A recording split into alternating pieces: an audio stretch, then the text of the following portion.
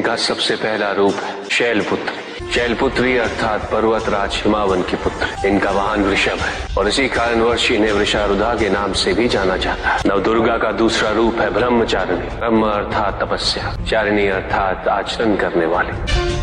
ये रूप उस ज्ञान व आचरण का प्रतीक है जिसके माध्यम से इन्होंने मुझे अपने पति के रूप में प्राप्त किया। नवदुर्गा का तीसरा रूप है चंद्रघंटा। मस्तक पे घंटे के आकार में आधा चंद्र। ये रूप अत्यंत शांतिदायक, कल्याणकारी है। विभिन्न प्रकार के अस्त्र और शस्त्र इनकी 8 भुजाओं में सुसज्जित है। इनका तीसरा नेत्र सदैव खुला रहता है। चंद्रघंटा का वाहन सिंह है। ये युद्ध करने हेतु सदैव तत्पर रहती है। इनकी आराधना करने से निर्भीकता और वीरता के साथ ही सौम्यता और विनम्रता का विकास निश्चित है। ये जो मृत्यु देती वो सुख कारक और निर्भय अवस्था में होती है। इनकी मंद मंद हंसी से संसार का जन्म संभव होता है। यह है नवदुर्गा का चौथा रूप, जिसे कुष्मांडा के नाम से जाना जाता है। अष्टभुजा, शस्त्रधारिणी, व्याघ्रवाहिनी, हिरण्यवर्णा।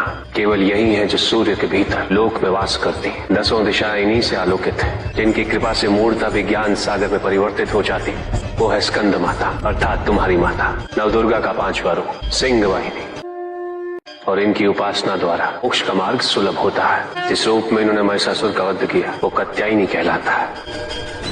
इनकी आराधना करने से अर्थ, धर्म, काम और मोक्ष फलों की प्राप्ति होती है। श्याम रंग, खुले केश, एक हाथ में लोहे का कांटा और एक में खड़ग, जिनका आशीष शुभों का कर्ता और कारक है। ये रूप काल रात्रि रूप कहलाता है। ये अंधकार का विनाश करते हैं। इनकी आराधना करने से असुरी शक्तियां भी भयभीत हो जाती हैं। श्वेत वर्ण, श्वेत वस्त्रों से सुसज्जित, चतुर्भुज, त्रिशूलधारी, तालवाद्य धारण करने वाली ये इस रूप में अपने उपासकों को अभयदान देती। ये इनका महागौरी रूप है। माँ दुर्गा का 9वां रूप सिद्धदात्री कहलाता है।